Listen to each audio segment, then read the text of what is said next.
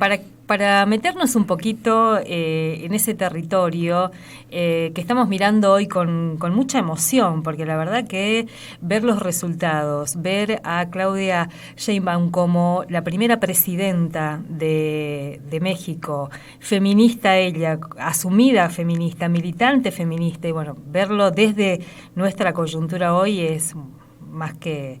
Hay una añoranza ahí, ¿no? Pero decíamos, vamos a meternos un poquito en esta historia a través de una amiga de la casa, Delia Ramírez, que es investigadora, que está en Guadalajara, ya nos va a contar un poco haciendo qué también, y nos va a ayudar a mirar justamente México.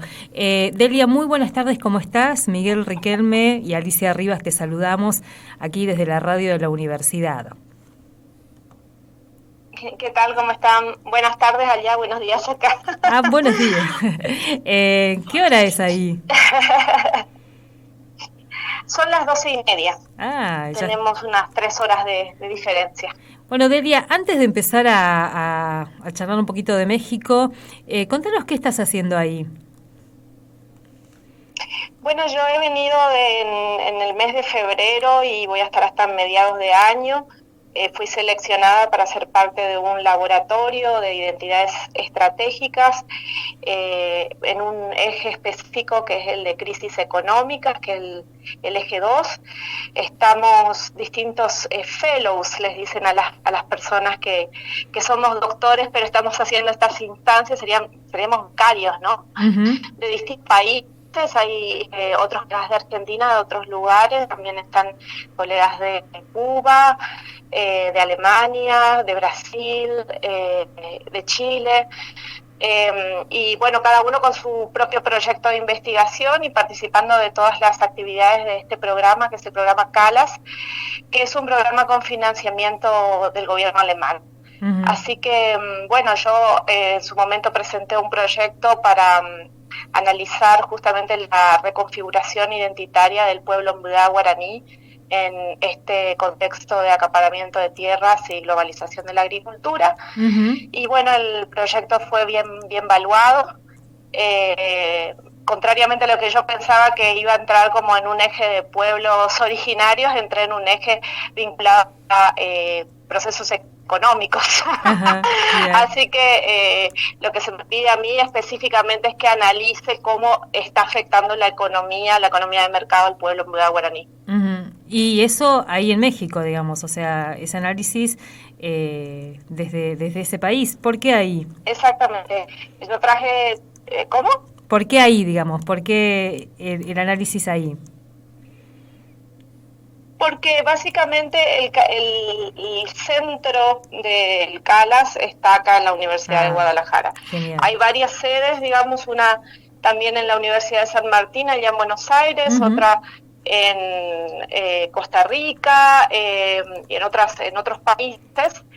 Y la idea es que justamente la dinámica que tengamos, más allá de los temas, porque si bien hay colegas que presentaron proyectos que requieren un trabajo de campo acá en México, no es mi caso, uh-huh. La idea del laboratorio es justamente que haya intercambio entre nosotros, ¿no? Que nos podamos retroalimentar y que podamos nutrirnos también de las miradas y las actividades que haya localmente, ¿no? Organizadas siempre por este programa. Uh-huh. Ahora intervengo yo, me toca a mí. Vamos a las elecciones, si se puede, por favor. Yo le comentaba recién a Alicia lo que podíamos ver en algunos medios mexicanos, y es cierto enojo, cierto fastidio, especialmente de los que esperaban otros resultados por el fracaso nuevamente de las encuestas preelectorales, ¿no? Que daban triunfos a la oposición en algunos distritos muy importantes o que estimaban una brecha mucho más pequeña. Digamos que Sheinbaum casi duplicó la cantidad de votos de su contrincante. Esto es mejorar incluso la elección en la que ganó AMLO. Sí, bueno, la primera que voy a decir es que yo no soy especialista ni en procesos electorales, mucho menos en procesos políticos de México.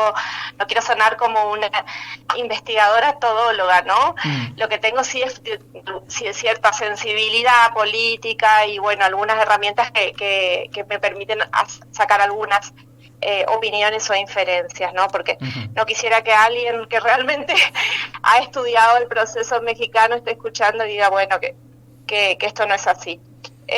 La realidad es que es interesante, siempre hay que pensar, ¿no es cierto?, los procesos de los otros países en los términos sociales y culturales de los otros países.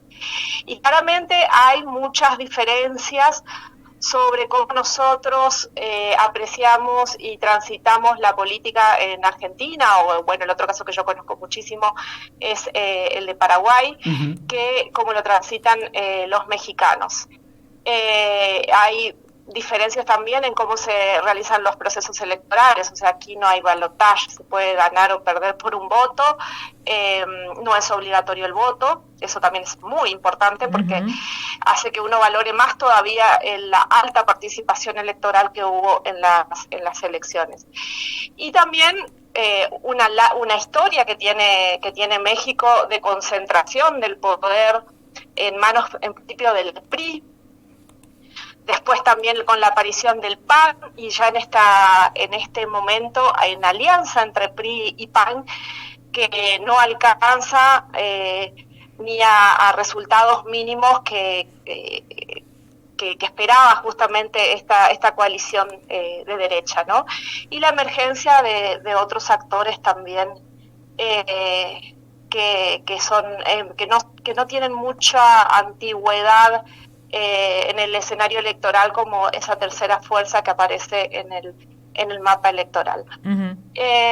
Por otro lado, también están los problemas estructurales de México, como los problemas con el narcotráfico es prácticamente un problema estructural. Estamos hablando de uno de los países que tiene la mayor cantidad de desaparecidos en América Latina, y con problemas, ahora mismo en las elecciones hubo 30 candidatos muertos, asesinados en manos del crimen organizado. Entonces, todo eso hace a una particularidad que hace que tenemos que tener cuidado al momento de analizar y no opinar demasiado livianamente, porque es un escenario muy complejo. También es distinto cómo se puede percibir el humor social, político, electoral, desde un lugar como es Guadalajara, que es una ciudad con mucha prosperidad, con mucho desarrollo económico, a cómo se puede percibir quizás en otros lugares que son más rurales, en Chiapas, en Veracruz, a cómo se percibe en la Ciudad de México. Yo el fenómeno de AMLO en sí, de Andrés Manuel López Obrador, lo entendí en la Ciudad de México, porque no he visto nunca algo así. ¿Qué sería ese algo así? Todos los puestos. ¿Qué sería ese algo así? Es ver todo eso. Es ver todos los puestos de comercios pequeños, populares, de economía informal, con muñecos, remeras, con frases de AMLO, así voten o no voten por él. O sea, algo parecido a lo que uno ve más hacia Maradona que hacia otros políticos. Yo eso no lo he visto ni en el Brasil de Lula, ni en la Venezuela de Chávez. No, un fenómeno realmente popular, un hombre que ha capturado el corazón de la gente realmente con su forma de comunicación política, que incluye un programa que se llama Las Mañaneras, que es todas las mañanas de aproximadamente 2 horas, donde el presidente se comunica con la gente, y que mucha gente realmente cree que está conviviendo con el presidente. O sea que es un fenómeno muy interesante de una forma de hacer política. Y creo yo que la candidata, bueno, muy fácil es opinar con el diario El Día Después, ¿no? Pero la candidata ha sido seleccionada con todas las características que se le critican a AMLO. Esta chica es exactamente lo contrario.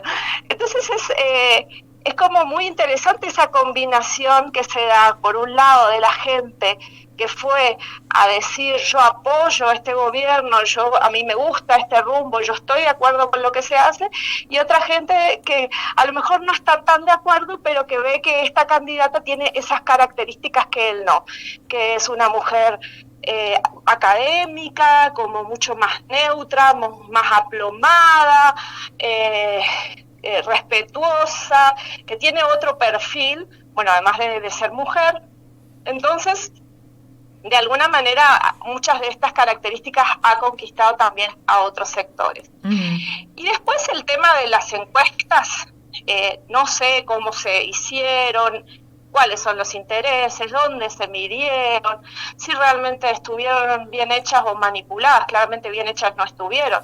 No sé si estas encuestadoras tenían realmente el resultado de lo que iba a suceder, pero sí hay una clase social privilegiada, muchos de ellos académicos que hemos leído y respetado, que se han puesto de la otra vereda de manera radicalizada. Y eso tiene que ver también con que nosotros todos queremos que todos asciendan socialmente, pero muchos no quieren ceder determinados privilegios. Entonces ahí se generan fuertes fricciones vinculadas justamente a las clases sociales. Ahora, decían que la oposición muy fuerte a la propuesta de Claudia Sheinbaum como presidenta se vio, como se ve en todos los lugares, también en los medios hegemónicos. ¿Eso lo viste? ¿Se ve desde Guadalajara? ¿Cómo ha sido el comportamiento de los medios? Yo no he tenido tanto contacto con los medios de comunicación en sí misma, no tengo televisión aquí donde estoy. Yo sé que los medios de comunicación ya no son lo que eran antes, en el sentido de, por ejemplo, las telenovelas ya no ocupan el lugar que ocupaban antes. Las redes sociales han superado ampliamente a la forma en que la gente está accediendo a la información, más la estrategia del presidente de comunicarse directamente, y además es un presidente que recorre todo el país todo el año. O sea, es un país enorme. Sí, claro. Entonces tiene una estrategia que se fue consolidando a lo largo de 6 años, y esto no hay que olvidarse, porque realmente ganar una elección a veces es lo más fácil, lo difícil es gobernar. Entonces, que haya tenido este resultado después de 6 años de gobierno, un periodo de 6 años, es una cosa que realmente merece un estudio. Claro, seguramente lo habrá. Y como decía Benito Juárez, con la vecindad del país del norte, que siempre complica las cosas, ¿no? Totalmente, eso también es otro de los factores estructurales que no hay que olvidarse. Así como no podemos hablar de Cuba sin hablar del bloqueo, no podemos hablar de Estados Unidos sin recordar al vecino del norte, que determina a veces hasta qué es lo que los mexicanos tienen que comer. Y eso no es menor. O sea, eso es una tensión constante. Y es una tensión que hay que ver cómo se resuelve cuando cambie el gobierno de Estados Unidos también. Tal cual. Delia, ¿y con qué te encontraste cuando llegaste ahí en febrero, que pueda explicar también, además de esta forma de comunicar que tiene el presidente mexicano, qué indicadores que puedan decir, bueno, además de cómo se conecta, hay indicadores que explican este apoyo? Bueno, indudablemente la prosperidad económica. O sea, es una economía súper sólida.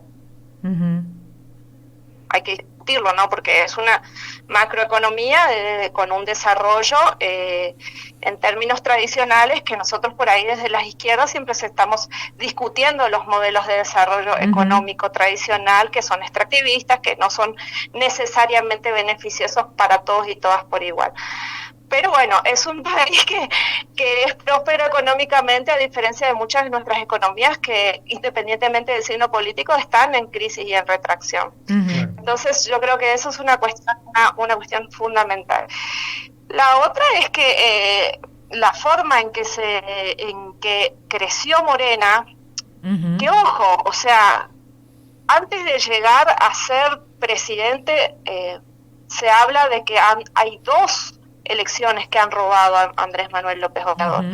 La elección donde resulta electo Calderón, y luego la elección donde resulta electo Peña Nieto, Así es. con estrategias distintas, pero se dice que en realidad son dos elecciones donde ya había una amplia mayoría de aprobación hacia Andrés Manuel López Obrador, que ya había sido además alcalde de la Ciudad de México. Por eso también es muy importante quién gana la Ciudad de México. Claro. Porque Claudia Sheinbaum viene de ser la primera alcaldesa y ahora Morena acaba de volver a ganar por amplio margen de mayoría la Ciudad de México. Claro. Porque quien gobierna la Ciudad de México, que es un monstruo, prácticamente tiene posibilidades de gobernar el país y hace una buena gestión. Haciendo además una muy buena gestión, Claudia Sheinbaum. Morena, la articulación política de la propuesta obradorista ya venía creciendo antes de que AMLO se convierta en presidente. Cuando pasa a ser presidente, tiene todos los recursos para realmente doblar la apuesta y hacer crecer el movimiento y el partido. Y eso se dio a costo de una pérdida de base social importante del PRI. ¿Qué es lo que dicen muchos analistas, críticos, progresistas que critican, insisten sobre el autoritarismo de la figura de López Obrador? Pero que en realidad esa concentración del poder ya estaba dada desde el PRI. Entonces que en realidad lo que molesta es que sea otro perfil y otra apuesta la que haga uso de herramientas de esas mismas herramientas. Se venía de años donde la Cámara de Diputados y de Senadores era prácticamente decorativa, no definía muchas cosas. Entonces, ¿por qué cuando hay un gobernante de otro signo político eso empieza a ser un problema? Porque el problema aparentemente hoy día es la figura de AMLO, no la lógica que ha gobernado por más de 50 años. Delia, y decíamos, es la primera mujer presidenta en México, que además se asume feminista, digamos, porque nosotras hemos tenido presidentas, pero no siempre se dicen feministas, de hecho, ¿no? La propia Cristina Kirchner dijo hace un tiempo, yo no soy feminista. ¿Hizo campaña con la agenda de género o eso también está como un poco corrido? Bueno, justamente una de las grandes críticas que había desde el movimiento feminista hacia la figura de López Obrador era su machismo, porque es un señor grande, digamos, y que tiene una forma más parecida a un abuelo, ¿no? Entonces de alguna manera poner o postular a Claudia, eso da un giro sobre el perfil, sobre la narrativa, sobre el discurso, que ya lo pudimos ver en el mismo día que ella festeja y dice: no llego yo, llegan miles de abuelas, nietas y ancestras, mujeres en este mismo momento. O sea, eso es un dato, ¿no es cierto? El movimiento feminista, como sabemos, es sumamente amplio y no podemos, a mí me cuesta mucho generalizar porque entre las compañeras mismas tenemos caracterizaciones muy distintas. Y por supuesto que me alegra que sea una compañera, además no es cualquier mujer, ha sido la primera alcaldesa de la Ciudad de México, ha sido la primera mujer graduada en un doctorado de física en la UNAM. Entonces es una mujer que viene rompiendo muchas estructuras y siendo la primera en muchos lugares. Ahora, Boric también cuando asumió tenía una narrativa muy feminista o de agenda de género y qué sé yo, el mismo Alberto Fernández, y después la verdad que rápidamente se olvidan de eso. Entonces eso es mejor esperar a ver qué es lo que sucede para decir, bueno, esto va a significar un cambio realmente. Creo que es mejor opinar ya sus hechos. Delia, bueno, te agradecemos este tiempo aquí en la radio de la universidad y te esperamos por acá. Sí, yo estoy muerta de ganas de comer empanadas. así que ahí ¿Y nos vemos. ¿No se comen empanadas en México? Tacos. Tacos, bueno, pero... Enchiladas. No, acá hay tacos y cosas picantes. Ah. Claro, bueno, que son, los tacos son como mucho una... el asado, la mandioca, la chipa, todo eso extraña muchísimo. Ah, bueno, cuando venís te organizamos ahí un... Miguel cocina espectacularmente bien, te digo. Delia, mil gracias. Genial, hacemos olla popular. Dale. Un abrazo grande. Gracias, un abrazo. Hasta luego. Saludos. Delia Ramírez es egresada de nuestra Facultad de Humanidades y Ciencias Sociales. Después, bueno, creo que estaba, antes de ir a México, estaba en la Universidad de San Martín, como investigadora del CONICET también. Así que teníamos ganas de que nos cuenten desde esa vivencia en México, de unas elecciones que, insisto con esto, entusiasman. La verdad que... Además, en un panorama, si uno no quise introducir esa pregunta, me parecía que se iba a alargar demasiado la nota, en un panorama continental y subcontinental de mucha complejidad, ¿no? Ganó Lula, pero con una coalición muy forzada que lo condiciona mucho a la hora de una agenda, ya que hablamos de una agenda, a un Bolsonaro que perdió por muy poco. En Uruguay gana una derecha con mejores modales, pero es una derecha al fin. Lo mismo ocurre en